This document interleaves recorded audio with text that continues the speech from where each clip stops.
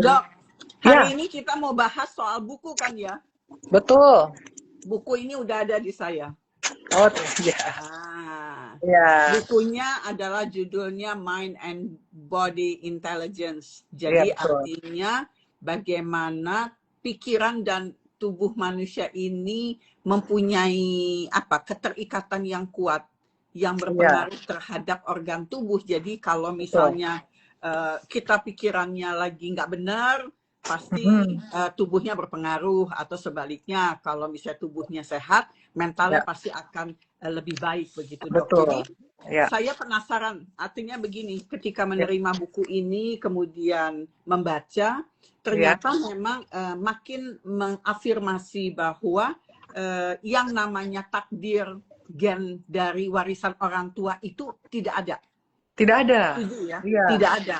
Itu tidak makin ada. meyakinkan saya begitu Ya, ya dari penelitian yang ditulis di buku ini. ya, Artinya penyakit diabetes atau kanker atau jantung itu sebetulnya dipastikan walaupun warisan dari orang tua, ya, tetapi faktanya hanya 85% penyakit kronik itu ditentukan oleh gen yang dibawa. ya, Tapi sebetulnya adalah cara hidup kita yang ya, menentukan ya, apakah ini bisa diaktifkan atau dimatikan. Ini betul. teman-teman Instagram harus mendengarkan karena ini hal yang menarik. Bagaimana kita mematikan gen atau Ya, mengaktifkan. Ini ya. secara ilmu medik dengan bahasa yang lebih mudah, jelaskan dong dok kepada kami semua apa yang harus dilakukan supaya pikiran sama tubuh ini bisa sinkron atau selaras. Iya, begini Mama Ayah ya. Jadi kalau kita bicara tentang sehat, biasanya kan orang mikir saya selalu katakan dari kepala tuh dipenggal ke bawah aja. Jadi kan makannya, olahraganya. Tetapi eh, saya banyak menemukan saat ini pasien-pasien yang eh, badannya itu banyak sekali gangguan atau sakit penyakit itu ternyata kalau digali-gali lagi dari pola berpikirnya. Ya, Hmm. jadi kita punya yang tadi Mama Ayah jelaskan adalah itu namanya epigenetik, ya, Epigenetik. epigenetik. Jadi kalau dulu kita berpikir, oh kalau saya keturunan diabetes, pasti ya suatu saat akan jadi diabetes gitu ya, seperti takdir.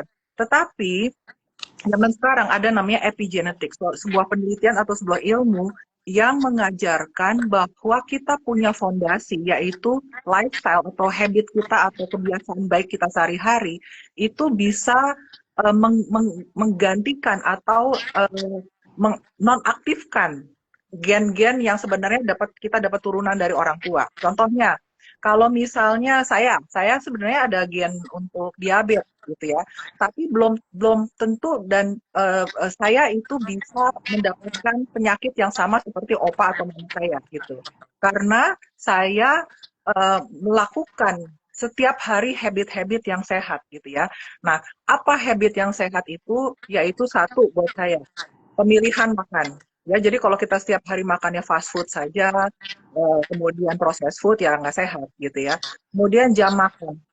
Ya, kalau kita makan lewat dari pas matahari terbenam, itu juga melawan alam gitu ya. Kemudian juga yang berikutnya tidur yang cukup ya 7 jam sehari pada malam hari. Dan kemudian olahraga, artinya aktif bergerak. Dan yang kelima nih paling sulit, yaitu pola pikir. Ya, orang Betul. sudah bisa melakukan empat ini, tapi pikirannya buruk itu akan melemahkan apa yang sudah kebaikan yang dilakukan.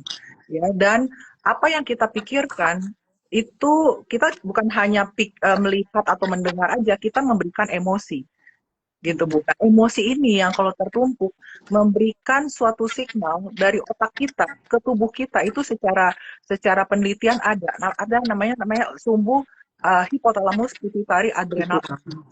Ya, Hmm. itu yang akhirnya bertumpuk membuat kita sakit dan akhirnya akan merubah ekspresi gen dalam tubuh kita, Bu. Seperti itu. Hmm. Ya, jadi mungkin harus di ini dulu, difilter lagi. Ya, Jadi DNA itu adalah blueprint. betul. Ketika DNA merupakan blueprint dari tubuh kita masing-masing, artinya DNA itu mengatur setiap sel yang ada di dalam tubuh kita masing-masing. Jadi Ya, saling berkomunikasi. ya, Artinya DNA ini bisa membaca dong dok ya, ya, apa yang salah atau tidak salah terhadap yang tadi dikatakan 5 step yang sebelumnya itu. iya. Bagaimana sebetulnya kalau misalnya kita punya DNA sangat terkait dengan fisik, mental, atau perilaku yang tadi disebutkan 3 poin besar itu, bagaimana sebetulnya kita mengatur supaya DNA-nya tuh nggak salah baca atau Ya, nggak salah nangkep.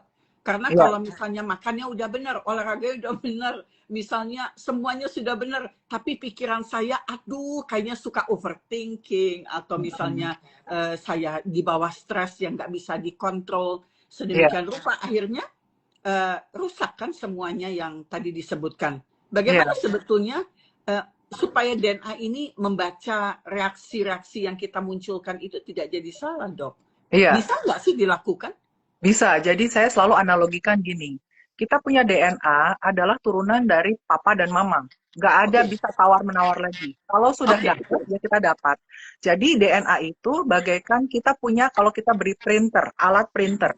Ya, printer tuh kalau misalnya belum ada tintanya nggak bisa ngeprint. Tujuan kita adalah untuk menghasilkan hasil printnya yang bagus. Ya, hasil printnya bagus artinya kita harus memilih kualitas dari tintanya juga. Ya, jadi kualitas tinta itu kan ada warna merah, biru gitu ya, kuning. Nah, itu adalah habits kita. Ya, jadi sebenarnya gen kita itu bukan karena turunan aja, tetapi yang namanya ekspresi gen. Gen itu kan menghasilkan enzim lagi. Ya, enzim bukan hanya untuk pencernaan, tapi juga enzim-enzim untuk pembentukan ekspresi dari DNA kita gitu ya. Untuk menghasilkan hasil print yang bagus, walaupun misalnya printernya udah bagus, DNA-nya udah bagus, habits kita jelek, tidurnya malam atau subuh, kemudian pemilihan makanan yang sembarangan, maka print Jadi out-nya rusak bakal semua. jadi jelek. Gitu, Bu. Iya, betul. Jadi kalau misalnya gen itu bukan takdir, artinya ini satu cerminan dari pilihan hidup ya, yang Iya, tadi disebutkan. iya, Jadi pilihan hidup.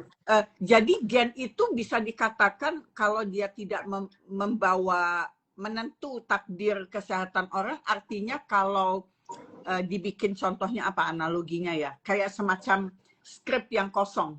Iya, Sebuah narasi yang kosong yang sebetulnya setiap manusia bisa menulis ulang. Sebuah skrip kosong yang sebetulnya jangan menyalahkan takdir kalau misalnya ibu bapaknya punya penyakit iya, yang bisa membahayakan lah, katakanlah iya, seperti itu, seperti yang tadi disebutkan. Jadi iya, sebetulnya kita manusia keturunannya bisa menulis ulang. bisa. Saat ini memang sudah banyak penelitiannya tentang epigenetik itu, artinya kesehatan itu ada di tangan kita sendiri. Gitu ya, pilihan itu ada di tangan kita sendiri, dan banyak sekali yang akhirnya sudah membuktikan, Bu, bahwa dia bisa mengganti yang Ibu tadi katakan takdir itu gitu ya. Jadi kita bisa bertanggung jawab terhadap tubuh kita masing-masing, jadi tidak ada alasan lagi untuk menyalahkan Oke, orang tua. iya. Oke, kalau begitu kita masuk ke ini nih, ke apa namanya 3 poin besar. Kalau memang Ya, ada fisik, ada emosi, ada pikiran. ya, Kita modalnya 3 dulu deh, setiap manusia begitu. Kalau ya, fisik kan tentu ya standar lah, kita juga diajarkan hidup sehat, makan sehat, porsi, bahkan sekarang banyak sekali jenis puasa-puasa atau jenis ya, cara bagaimana diet yang sehat gitu ya. ya, Tapi kalau misalnya mental kita tidak bagus, ya. seberapa besar dampaknya, dok? Oh, Tubuhnya mental. sehat, Ya, nutrisinya bagus misalnya. ya. Terus kita punya sel, bagaimana dia berinteraksinya? Kalau mentalnya tidak bagus. Iya, mental itu sangat memegang peranan penting. Makanya saya selalu mengatakan, pikiran kita bisa membuat kita sehat, pikiran kita bisa membuat kita sakit. Karena saya punya beberapa pasien yang sebenarnya secara physically, dia sehat banget, dia atlet. Pas diperiksa labnya, physically-nya, ditimbang semuanya ya, ototnya, fatnya, itu semuanya perfect. Ya, mau Hmm. anak muda, mau orang yang sudah menuju lansia. Tetapi secara mentally, pola berpikirnya itu, persepsi yang selalu dia berikan, emosi yang negatif yang selalu dia tanamkan di subconscious mind-nya dia, akan berbicara kepada sel kita. Nah, kalau misalnya berbicara itu lewat mana? dari otak sampai ke sel tuh ada sumbu. Ya, sumbunya namanya Tunggu. Dari hipotalamus. otak sama sel ada sumbunya. Ada Otak sumbunya. sama sel ada sumbu ya. Ya, jadi dari otak ke kelenjar kita untuk mengeluarkan hormon. Karena kan cara sel kita berkomunikasi itu ada hormon dan neurotransmitter kan, Bu. Ya. Betul. Jadi Betul. apa yang kita ciptakan, yang kita lihat, yang kita dengar, itu ada namanya bagian di otaknya namanya talamus. Ya, talamus di dekat talamus ada bagiannya namanya amigdala. Amigdala itu bagian untuk emosi. Jadi kita manusia melihat sesuatu selalu memberikan emosi, gitu ya. Kenapa orang cepat baper, cepat marah, cepat nangis? Karena memang kayak deketan, gitu ya. Nah, deket situ lagi ada namanya hipotalamus dan talamus. Hipotalamus. Nah, hipotalamus itu adalah head office yang menghubungkan antara otak sama semua kelenjar kita, termasuk seks hormon kita, gitu ya. Nah, kalau pikirannya selalu negatif, maka akan ada suatu sumbu yang namanya HPA axis atau HPA axis, itu akan memberikan positif feedback terus-menerus kepada adrenal kita atau kelenjar anak ginjal, ya. Jadi terus kortisolnya keluar. Kortisol itu harusnya keluarnya sesaat aja. Kalau kita lihat di depan ada serigala, kita harus kortisolnya naik supaya kita lari dan tidak dimakan serigala. Tapi zaman sekarang, Bu, dengan stres, nggak ada serigalanya, di otaknya banyak serigala. Kita menciptakan banyak sekali cerita-cerita yang maknanya mungkin kalau positif sehat untuk sel, tapi kalau negatif seumur hidup, atau misalnya orang ada trauma dari kecil, dia akan menciptakan cerita-cerita yang negatif yang terkumpul di subconscious mind, dan itu akan berbicara ke sel kita. Hormonalingnya akan menjadi tidak seimbang atau tidak ada homeostasis.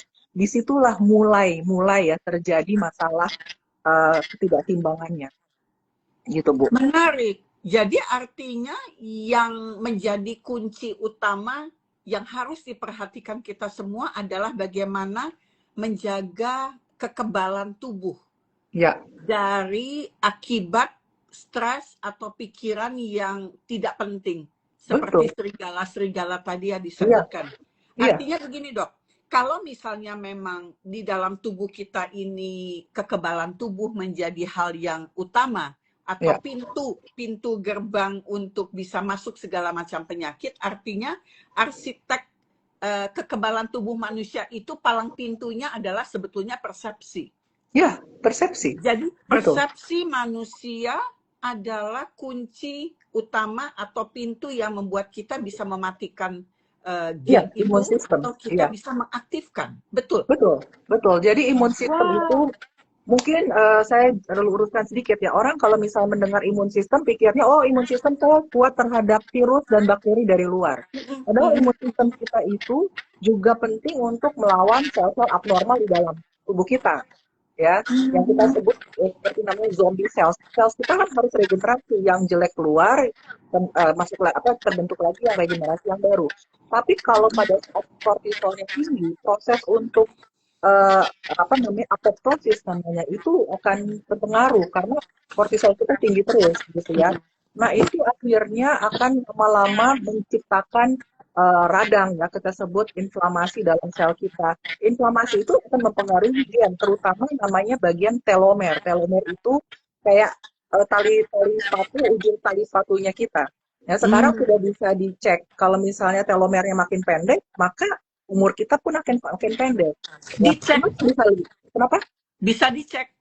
Bisa dicek saat ini, tetapi nggak common ya Bu. Kita suruh pasien mencek itu, tetapi bisa dicek telomer. Karena cukup mahal gitu ya.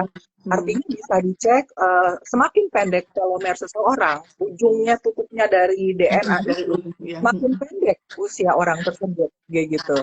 Jadi itu sangat menarik. Jadi itu akhirnya menguatkan bahwa ya tadi Ibu katakan takdir itu memang di tangan kita dan di tangan Tuhan ya tentunya seperti itu. Jadi kita dengan itu kalau buat saya kita harus lebih bertanggung jawab terhadap hidup kita. Ya, untuk ya diri sendiri, untuk keluarga gitu. Jadi nggak ada saling menyalahkan lagi seperti itu. Jadi kalau memang menarik loh dok. Jadi Iya, kalau misalnya memang pikiran, terutama persepsi manusia itu kan tergantung kebiasaannya dia berpikir. iya, Kalau dia mengasosiasikan sebuah persoalan itu sebagai ancaman, katakanlah begini, iya, aduh kalau saya misalnya harus puasa terus, kapan saya bisa makan enak, ngeluh iya, gitu ya.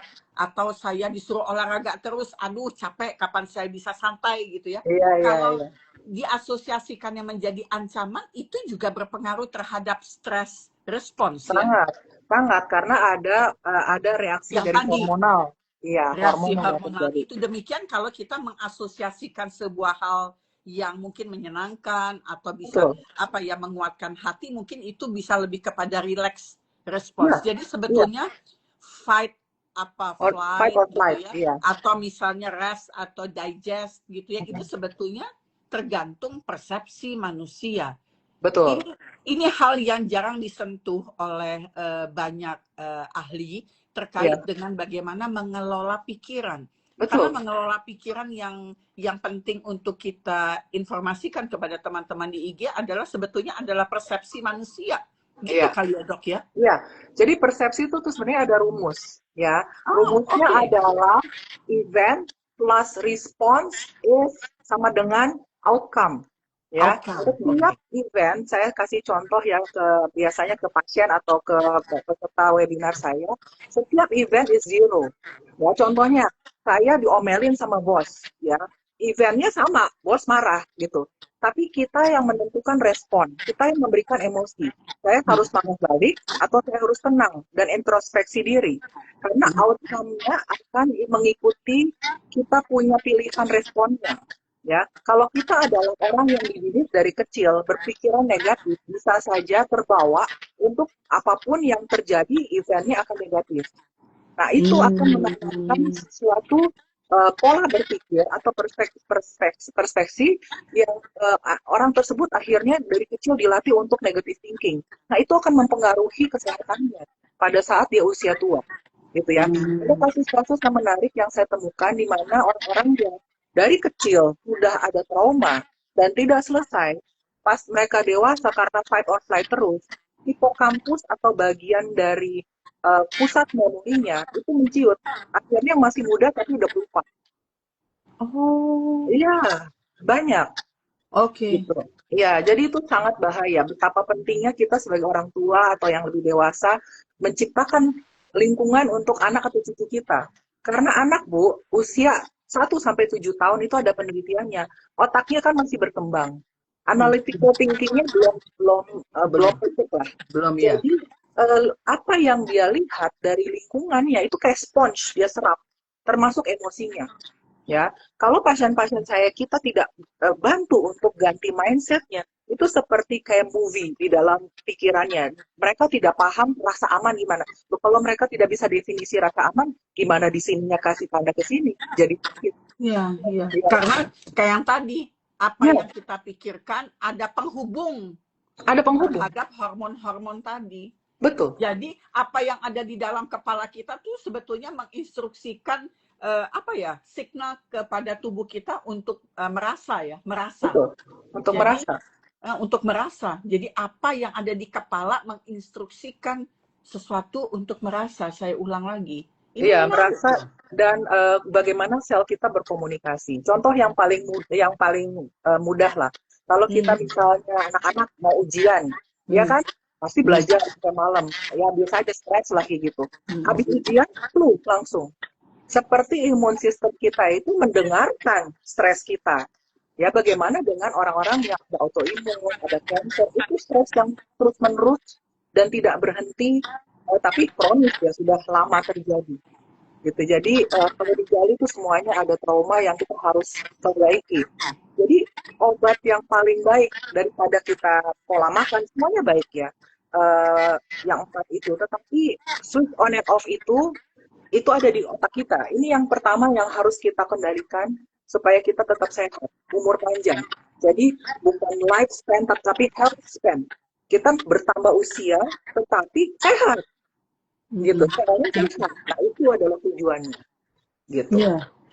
Jadi setiap pilihan kecil sebetulnya itu bisa merubah kode Ya, yang bisa merubah kode. ada di dalam kita punya sel, begitu ya? Ya, betul. Ya, karena Setiap akan perubahan, diciptakan. Setiap perubahan perubahan, itu artinya dia sadar. dia sadar, ya. Dia sadar, artinya dia kadang banyak banyak kali ada juga yang bukan yang nggak sadar, udah lupa. Sudah lupa. Artinya ini berkembang ya Bu ya. Jadi orang berpikir kalau stres cuma di sini. Oh, stres di sini. Kalau sudah bertumpuk, ya akhirnya mempengaruhi tubuh. Sekarang ada istilah kan namanya eh, apa namanya psikosomatis kan. Kalau Psikosomatis. ya, kalau diperiksa organnya, periksa labnya normal semua. Tetapi dia banyak gejala. Atau saya temukan pasien nih ya, misalnya lagi ketemu, wah gejalanya itu amburadul deh, kayaknya nggak beraturan. Kepala sakit, kulit sakit, ini sakit, itu udah komunikasi antar selnya udah kacau. Dan itu kalau kita gali, itu pasti ada trauma atau permasalahan yang nggak selesai ditumpuk terus. Nah itu harus selesai. Gitu. Jadi kuncinya bukan hanya kasih obat atau suplemen, kuncinya dari sini. Caranya bagaimana untuk Iya. bisa merubah kodenya itu? Karena pikiran manusia, kalau saya selalu kasih istilah gitu, kayak otak monyet dok. Kenapa otak monyet? Pikiran manusia tuh kayak otak monyet liar gitu ya. Kemana-mana, pikirannya susah dikendalikan.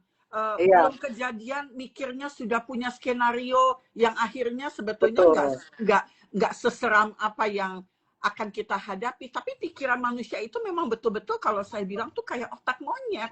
Loncat sana, loncat sini, wah gitu kan. Tidak bisa diberhentikan. Ya, walaupun kita lagi duduk tenang, tapi otaknya jalan terus kan, Bu? Iya. Terus bagaimana sebetulnya dok? Kalau misalnya saya mau sehat di tubuh saya sekarang ini, bagaimana supaya pikiran saya tetap terkendali? Kan ini teori ya, tapi kenyataannya untuk nyetopin cara berpikir kita masing-masing aja itu mesti ada metode yang paling sakti gitu. Menurut dokter sebetulnya bagaimana caranya? Jadi caranya saya nih kepada pasien-pasien ya, memang itu ada pengaruh kan, tadi Mama Maya bilang antara fight or flight dan rest and digest, itu simpatis dan parasimpatis. Ya, jadi kalau di sini overthinking terus, itu simpatis, terus-terusan. Nah, cara yang paling cepat kalau kita lagi emosional atau lagi kesel, supaya switch ke parasimpatis, karena kalau simpatis terus itu inflamasi, menyebabkan inflamasi dalam sel. Oksidasi, kita sebut oxidative stress ya, jadi merusak sel.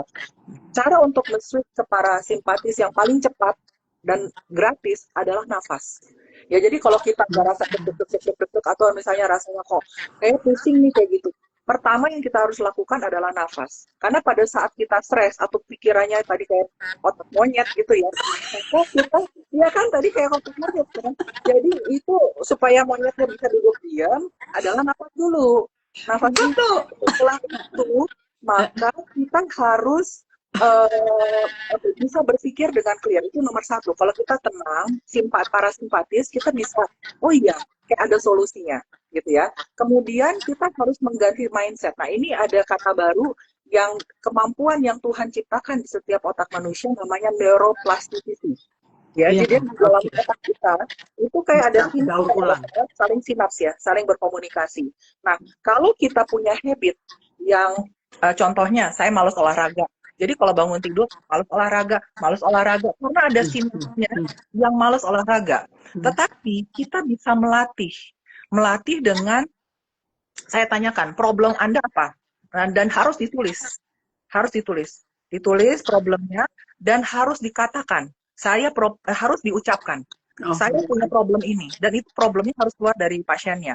Kalau problemnya keluar, kita tanyakan, suka nggak dengan problem ini? Pasti orang bilang mengatakan saya nggak suka. Kalau nggak suka, mau nggak di-cancel? Ya, harus mau dari dia. Dia bilang mau. Oke, kalau cancel kita ciptakan kalimat cancelnya, yaitu saya bukanlah orang yang males olahraga. Nah, dia harus ucapkan. Nah, kalau ini traumanya nggak terlalu berat ya, tapi kalau traumanya berat, ya itu ada yang nggak bisa ngucapin. Jadi kita harus bimbing. Pada saat dia sudah cancel, seperti kita punya komputer yang ada banyak programnya dan programnya ada virus, kita harus ganti programnya.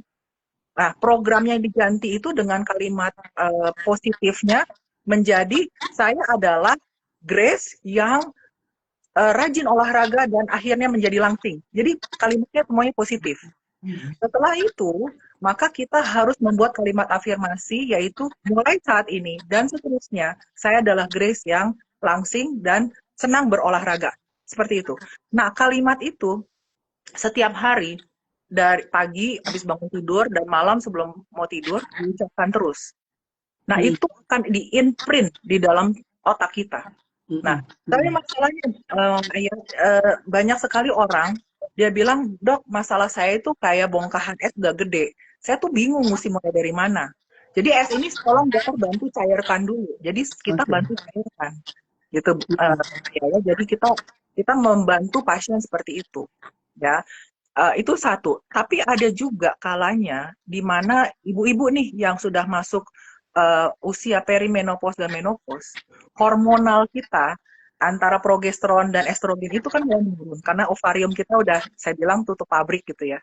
Nah, itu hormon-hormon seks hormon itu bukan hanya untuk seks, tetapi untuk mood dan kognitif. Pada saat itu menurun, ya, dan problemnya ini dari masa muda tidak selesai, wah itu akan menjadi terus masalah jadi lagi. akumulatif, jadi Akumulatif. Ya kenapa akhirnya wanita bisa gampang kena autoimun, bisa kena gampang ini setelah dia menopause? Karena hormonalnya terpengaruh. Itu Jadi, saya. Ayo ketemu. Tapi itu saya sekitar 10 tahun yang lalu, 1 dekade yang lalu. Iya. Jadi lanjutkan dok. Tapi maksudnya itu saya gitu. Maksudnya. Iya, itu banyak karena saya kena autoimun. Iya, seperti itu. Iya. Jadi ya yang kalau mendengarkan itu kan makin numpuk, akhirnya kan efeknya ke tubuh, akhirnya bisa kalau perempuan autoimun begitu dok. Iya, betul. Ya, jadi kalau misalnya balik ke apa sih filosofi yang saya coba gitu, karena saya kan termasuk salah satu contoh yang akhirnya terkena autoimun saya. Akhirnya saya membaca sebuah buku terkait dengan filosofi Jepang. Namanya Ikigai. Ikigai itu mengajarkan saya untuk belajar tumbuh dengan tenang. Tumbuh dengan tenang. Kenapa? Memang saya orangnya nggak tenang. Bukan masalah nggak tenang apanya. Cuman banyak hal-hal yang perlu untuk saya capai. Waktu itu di umur itu saya mesti sekolah S3, saya mesti urusan macam-macam, segala macam. Jadi kayaknya begitu banyaknya urusan yang harus saya capai di umur 50-an kayak begitu. Akhirnya saya belajar untuk tumbuh dengan tenang. Saya coba mulai, tahu nggak dok apa yang saya lakukan? Saya mulai dari hal-hal yang kecil.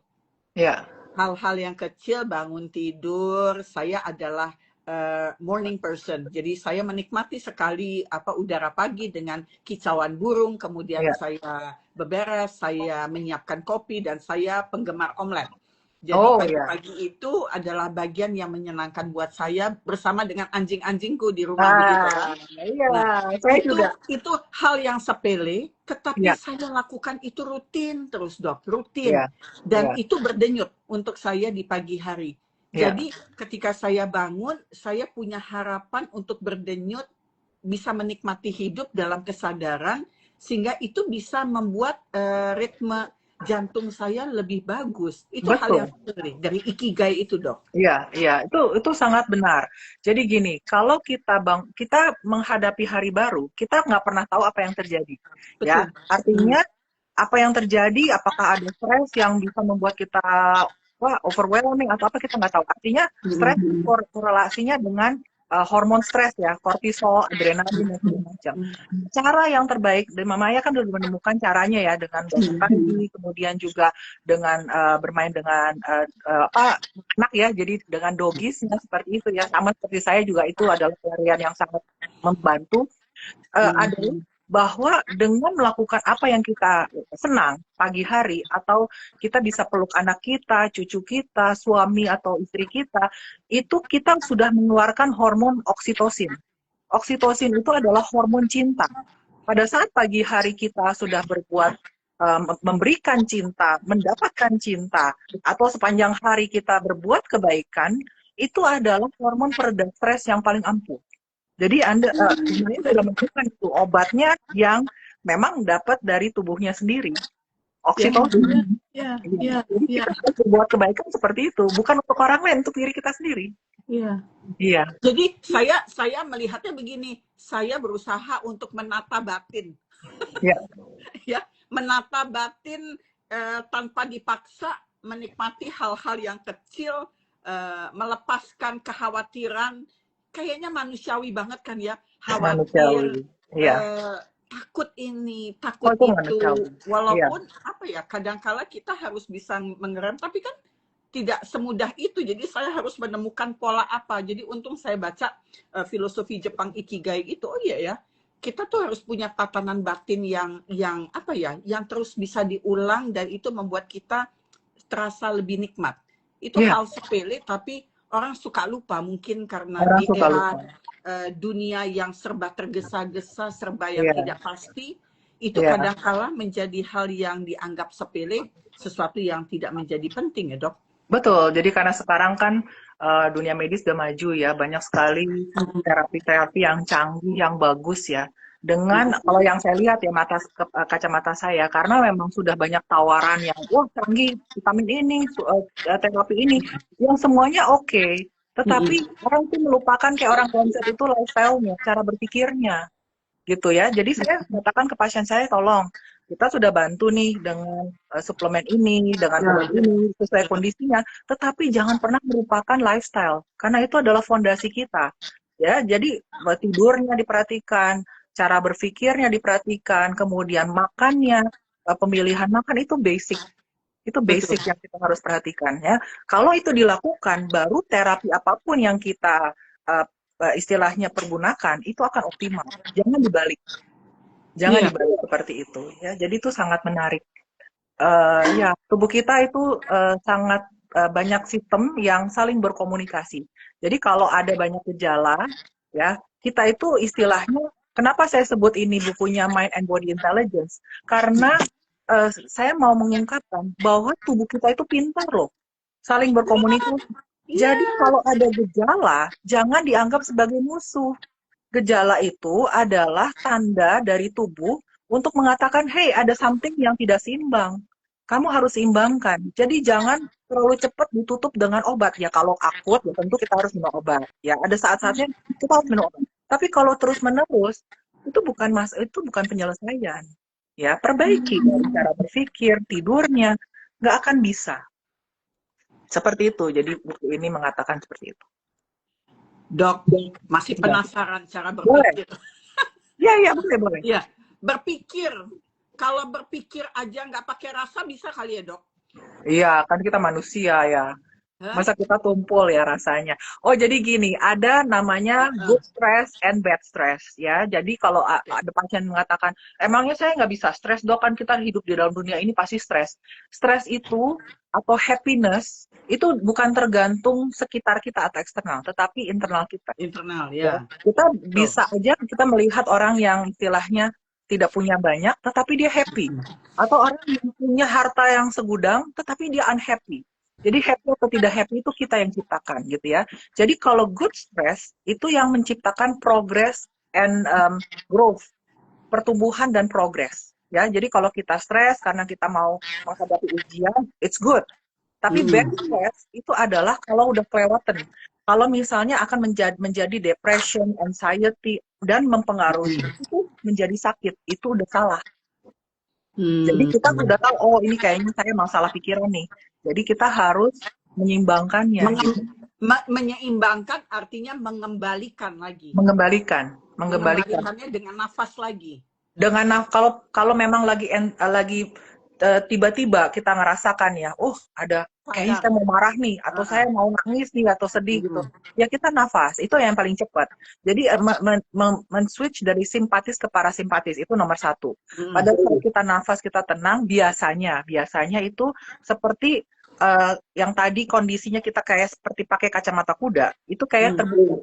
Oh iya ya, gitu ya. Karena banyak pasien yang datang ke saya, nangis karena misalnya, oh masa lalu saya gini, trauma-trauma segala macam, akhirnya gula darah saya naik sebagainya. Padahal dia tidak melihat bahwa support systemnya, suaminya, ya, atau istrinya, atau misalnya anak-anaknya, cucunya, itu sebenarnya ada di samping mereka, kadang-kadang ikut untuk support.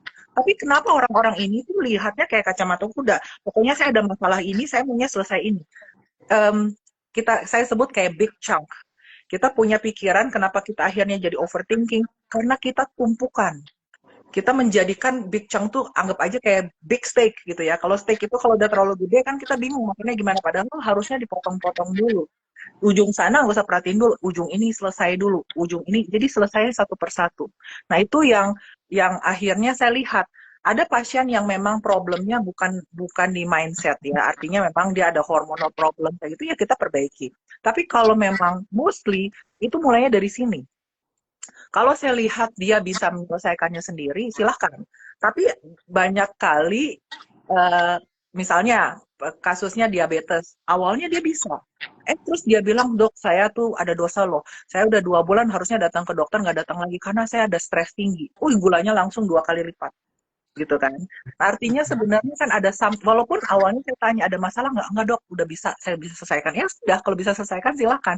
Tapi kalau sudah datang lagi, ternyata stresnya masih bisa balik, artinya ada something yang belum selesai kan.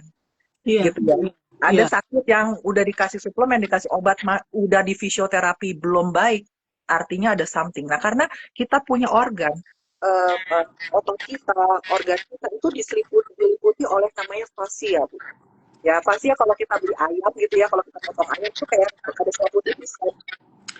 Ya, itu di tubuh kita juga ada. Nomor satu, secara fungsional dia membuat otot kita, organ kita nggak belajar kemana-mana gitu ya. Stay in one place gitu ya. Tetapi fascia itu ada aliran kapilernya, ada persarafannya. Kenapa itu akhirnya menjadi psikosomatis dari otak ke sini, gitu ya, ke tubuh. Nah, fascia ini pada saat kita stres, pada saat kita overthinking dan macam-macam itu menjadi kaku.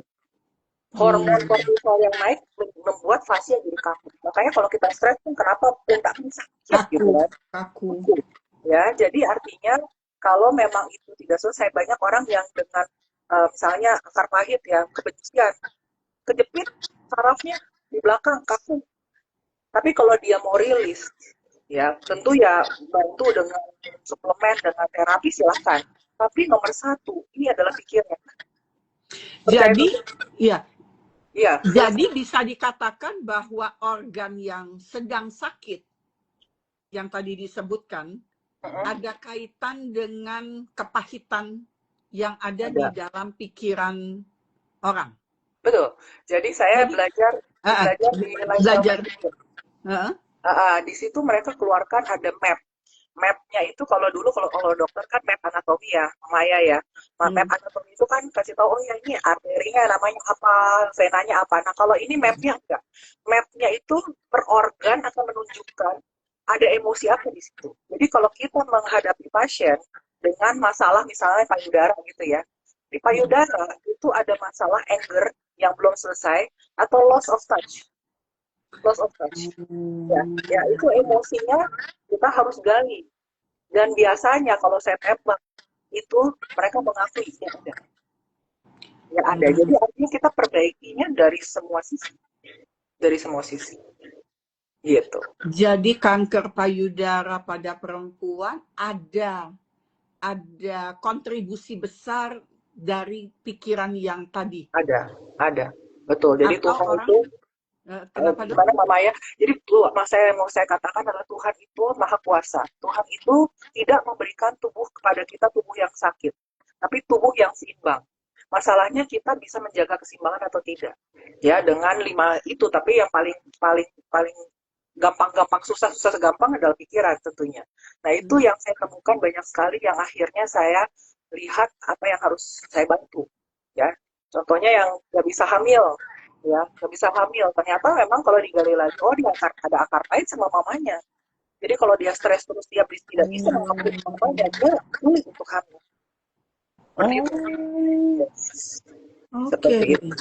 Menarik ya. Menarik ya. Semakin lama dunia kedokteran ini membuka wacana kita terhadap bagaimana kepintaran tubuh kita ini bisa mengelola dengan baik bagaimana pikiran yang masuk begitu ya dok ya. Betul. Jadi artinya semakin lama kita terpapar dengan pikiran-pikiran yang tidak bagus, Betul.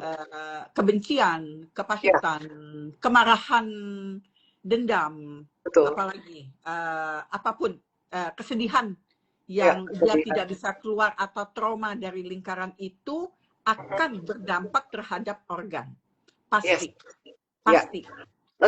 Slowly but sure ya, nggak langsung. Ya, tidak langsung. Tetapi nanti ujungnya pasti akan berdampak, tergantung organnya kuat atau tidak kuat. Karena setiap tubuh manusia kan pasti berbeda untuk responsnya kan. Iya, betul. Tapi kecenderungannya akan seperti itu. Kecenderungannya akan seperti itu. Ya, case-nya banyak ya. Saya sendiri punya pengalaman, saya selalu ceritakan ke pasien saya.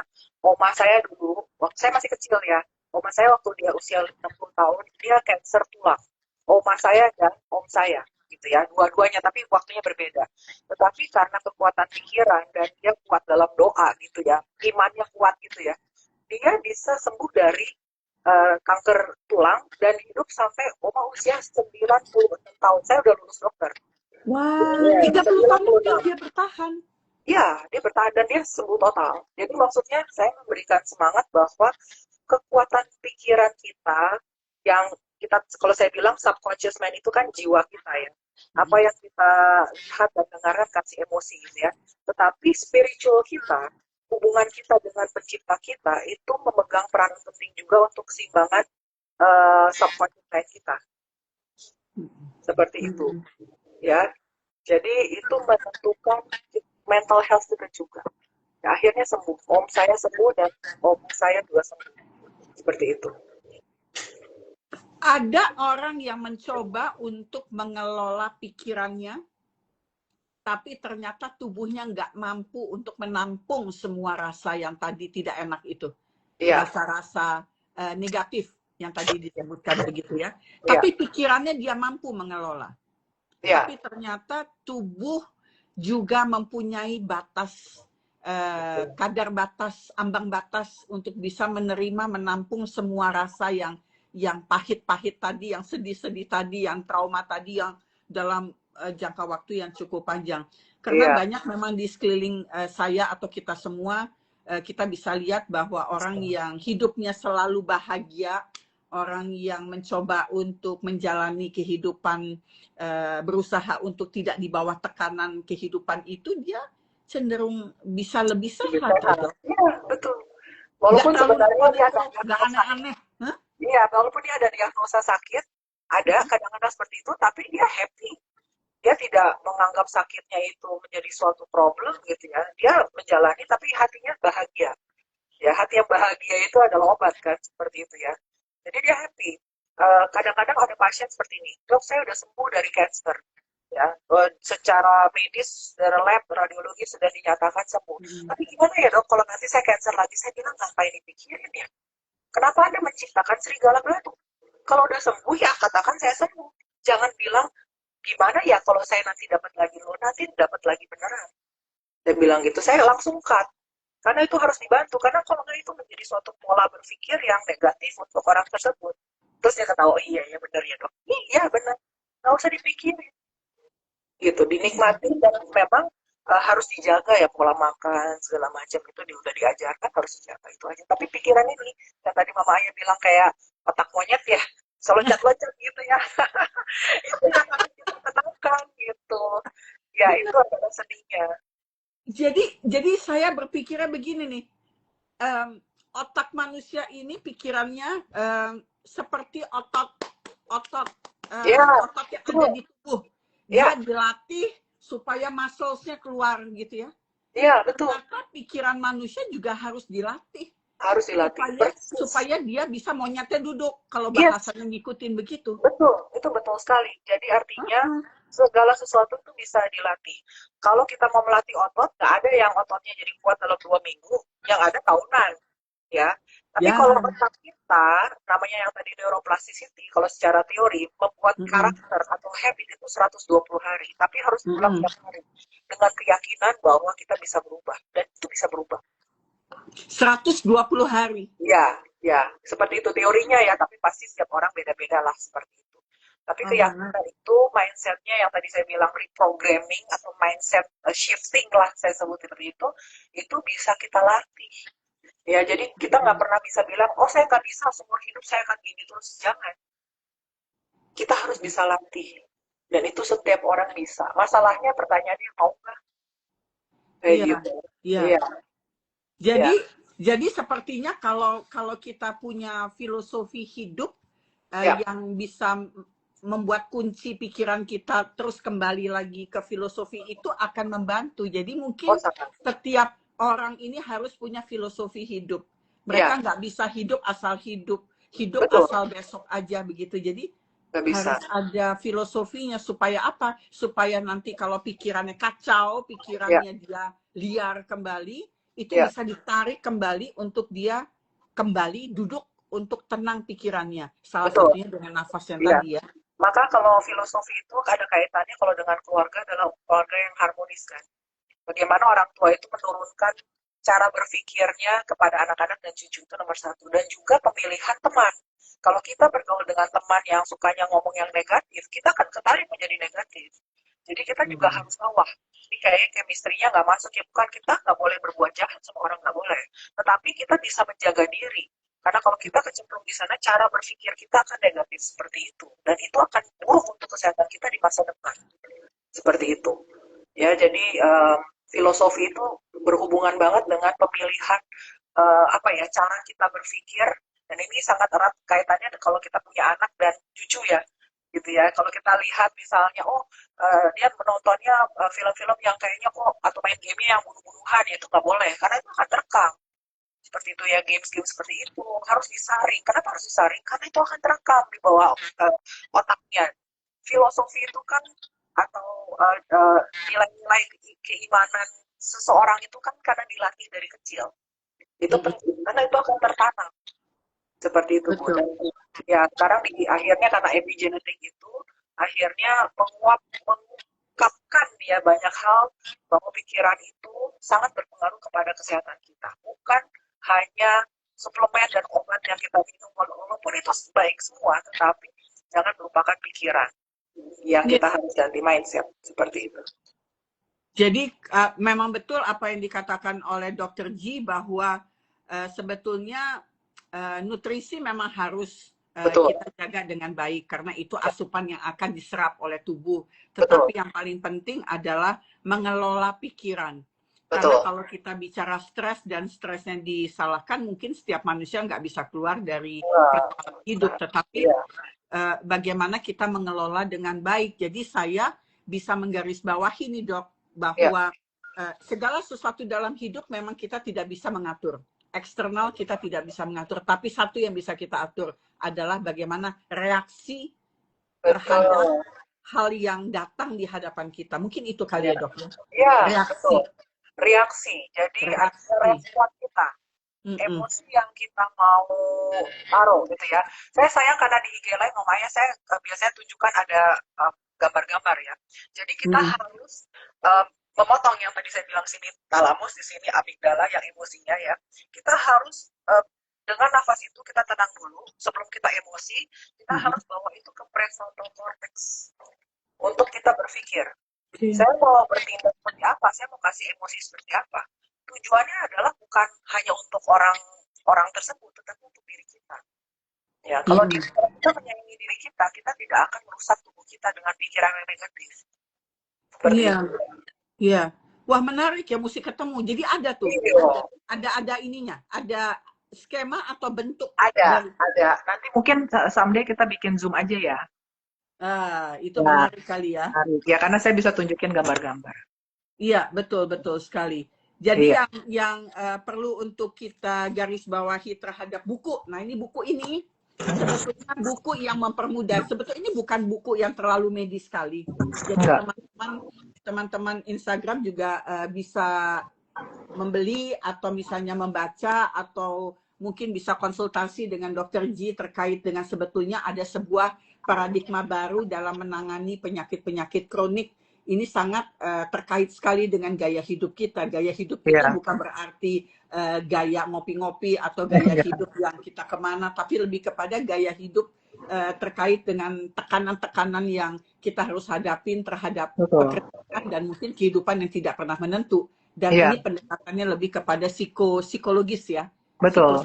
Fisiologis, sorry. Psikofisiologis, ya. Jadi kalau kita mau ngomong tentang tubuh tuh banyak, mungkin nanti next lagi kita hubungkan dengan bagaimana pencernaan kita mempengaruhi gitu ya, dan itu banyak sekali ya. Jadi nanti saya takut udah hampir 1 jam ya Mama ya. Jadi nanti kalau bagi peserta bukan peserta ya, yang hadir dalam IG Live ini, yang nanti ke DM apa namanya OSC itu organic supplies untuk essential oil ya, dan juga vinega cuka apel, nanti kita akan kirimkan voucher untuk diskon ya, untuk mendapatkan diskon ya. Nanti Mama Ayah juga akan kita kirimkan ya, seperti itu. Ya, di DM aja, tapi follow IG-nya Dr. Jihaz dan Ibu Soraya ya, Mama Ayah ya. Ya, karena nanti akan tentang informasi tentang pemesanan buku, kalau ada yang berminat bisa dari situ. Dari IG gitu. Jadi buat teman-teman Instagram yang belum follow Dr. Ji House Official, harusnya follow karena di sana banyak informasi penting terkait dengan kesehatan kita. Ingat, BPJS nanti mau dinaikin. Ingat, bayar dokter mahal, bayar rumah sakit mahal. Jadi artinya memang ini salah satu cara yang sebetulnya kita menantang diri kita sendiri untuk bisa merubah gaya hidup yang tadinya mungkin nggak bagus, kemudian bisa lebih tertata dengan baik, begitu ya Dok ya? Betul sekali. Jadi satu kata kunci bahwa DNA kita bukan takdir, gitu ya Dok? Jadi DNA kita bukan takdir, jadi takdirnya kita yang tentukan sendiri. Yes, itu dia. Kita yang nentuin sendiri. Ya, betul sekali. Jadi DNA yang menentukan sendiri apa Dok? Kasih kesimpulannya, kata kuncinya apa lagi Dok? Kata kuncinya yang menentukan itu adalah epigenetik kan tadi yang kita bahas ya, topik hari ini ya. Epigenetik itu adalah suatu ilmu yang meneliti ya bagaimana healthy habits kita, mulai dari pemilihan makan, jam makan gitu ya, olahraga atau aktif bergerak, kemudian tidur yang cukup malam hari, dan juga pola pikir atau stres kita bisa membuat ekspresi gen kita yang negatif menjadi positif, dan sebaliknya. Kalau yang gennya udah bagus, tetapi gaya hidup kita yang 5 ini buruk, menjadi sesuatu ekspresi yang negatif. Jadi kita menentukan takdir kita sendiri, gitu ya. Jadi kunci yang paling utama adalah tenangkan pikiran. Tenangkan pikiran, gitu. Kalau pikirannya tenang, pastinya sistem imunnya bekerja dengan baik. Tentara darah putihnya bekerja ya Dok ya. Betul ya, gratitude setiap hari bersyukur itu menaikkan imun sistem. Gitu ya, harus Dok, bersyukur ya? Iya. Hari ini saya bersyukur untuk apa? Itu pasti ada, meningkatkan imun sistem. Seperti minum suplemen obat bisa 2 kali, 3 kali, 3 kali gratitude. Iya. Bersyukur dengan apapun. Itu juga ada di filosofinya Jepang Dok, wabi-sabi. Jadi merayakan ketidaksempurnaan. Bersyukur terhadap segala sesuatu yang dianggap tidak indah menjadi kesempurnaan aja. Jadi itu sebetulnya adalah penerimaan manusia terhadap hari ini. Present. Dia hadir untuk bisa menikmati apa yang ada di dalam sekelilingnya maupun apa kesehatan yang sudah dia punyai. Mungkin itu kali ya Dok ya? Betul sekali. Kayak gitu. Iya. Oke, kalau gitu. Terima kasih. Nanti lain kali kita ketemu ya Mama ya. Lain kali kita ketemu. Terima kasih bincang-bincang. Sayang, terima kasih untuk bincang-bincangnya. Senang banget. Akhirnya kita bisa menciptakan takdir ulang DNA-nya masing-masing. Iya, betul. Bahagia ya kalau kita bisa menentukan, bahagia. Selalu ada harapan. Iya, betul sekali. Terima kasih Dok. Terima kasih. Ketemu lagi. Sampai ketemu lagi. Terima kasih yang sudah menonton. Sampai jumpa. Jangan lupa DM untuk dapat voucher. Jangan lupa DM dapat voucher. Iya. Bye. Selamat siang. Selamat beraktivitas. Saya tutup. Terima kasih.